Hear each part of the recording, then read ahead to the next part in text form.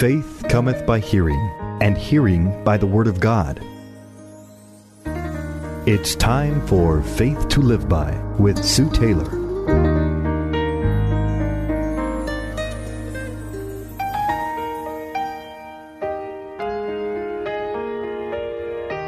Thank you for joining me today on Faith to Live By. This is Sue Taylor. You know, today's program is entitled Letting Go, but Holding Fast. I have just recently returned from an extended trip to the Great Northwest where I've been visiting children, grandchildren, and friends. And I confess that it is difficult for me to leave my family, especially letting go of a little 1.5-year-old redheaded granddaughter.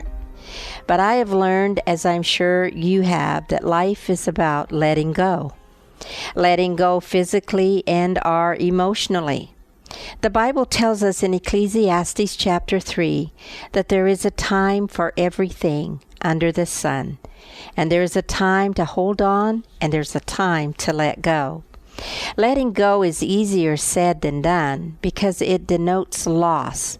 So many times letting go can be a slow process, as we find ourselves holding on much too long, and then sometimes to our detriment and to the detriment of others. One definition of letting go is to stop holding or gripping something or someone. It also means to move or proceed, especially to or from something.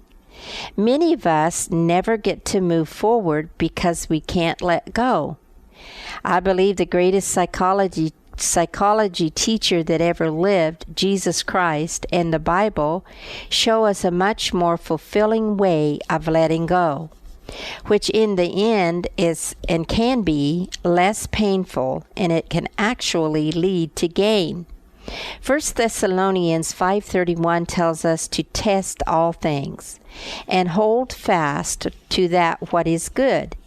We are never to let go of that which is good and which will lead to not only our good, but to the good of others. Testing all things is to ask ourselves some serious questions at times, such as, God, what am I holding on to? Am I holding on too tightly? Am I refusing to let go of my past failures and even my successes? Am I holding on too tightly to my children so as not allowing them to become the men and women of God that you created them to be? Am I holding on to my possessions, my position, even my profession of my Christian beliefs that may need some adjustments? Contrary to some worldly thinking and teaching, I can't fix what I think is wrong. I can take some steps in the right direction, but in the end, it is God who does the fixing. I have learned that my part is to trust and to pray, and God's part is to work. It says, being confident of this very thing, that he who has begun a good work in you will complete it until the day of Jesus Christ. To let go involves trust. Trust in someone more knowledgeable than me and someone who has the power to do what I cannot do.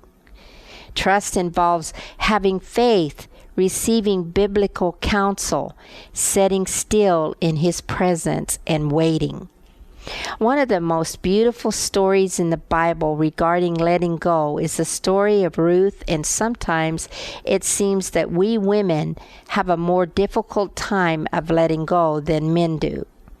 Now, the story of Ruth begins with 3 widows, Naomi, Orpah, and Ruth. All of them have experienced loss, without them maybe comprehending how much they have lost, but they are in the process of letting go as we read the story. These 3 women have been described as the grieving widow, the leaving widow, and the cleaving widow. Now, Naomi, the grieving widow, has decided to move back to her home in Judah, and her 2 daughters-in-laws decided to return with her. She urged them to go back, that she had no more sons to offer them, and she wasn't sure of what she was even returning to. Now the leaving widow, Orpha, did just that. She returned to her own people in her own land. Now many of us have opportunities to leave and cleave and go forward, but in the process of letting go, fear of hardship or fear of the unknown or lack of interest get in the way, and we decide to stay where we are, where it's familiar, where it's comfortable. Now, I'm not saying this is always bad, but many times we miss out on blessings because we can't or won't let go of what is behind us. We choose the most convenient or the easiest course at times. Now, Naomi, she was the grieving widow. She had lost her husband, her sons, and she was letting go and going forward. She had heard that there was food and not famine in her homeland, and in spite of her losses, she was going forward even in her grief. Going forward or having a change is sometimes the best way to deal with our grief and to let it go. Now, Ruth is known as the cleaving widow. Even after hearing her mother-in-law's words of discouragement to go back, she chose to go forward, even when she knew it would not be easy. She knew that there would be hard work and maybe even poverty ahead of her.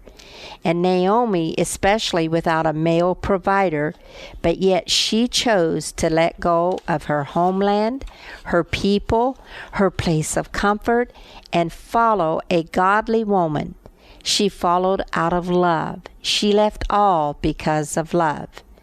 You know, beloved, when our motives are pure and are based on the greatest attribute of all, love, we are setting ourselves up for a blessing.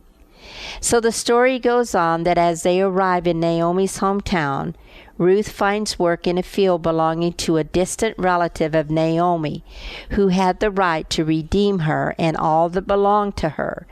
And the story reveals how God led this woman, Ruth, to take her mother-in-law's advice. Her mother-in-law said to her, "Sit still, my daughter, until you know how the matter will turn out.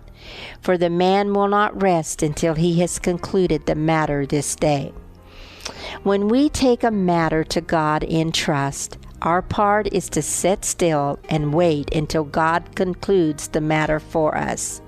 He will tell us what part, if any, that we are to play. But until He does, the best thing we can do is to sit still at His feet and trust Him. It's letting go of our fear and letting go of the unknown. He is our Redeemer, and He is interested in everything and everyone that concerns us. Jesus Christ bids us not to worry or fret over cares and anxieties of the world, but to place it all in His loving hands and let Him work it out.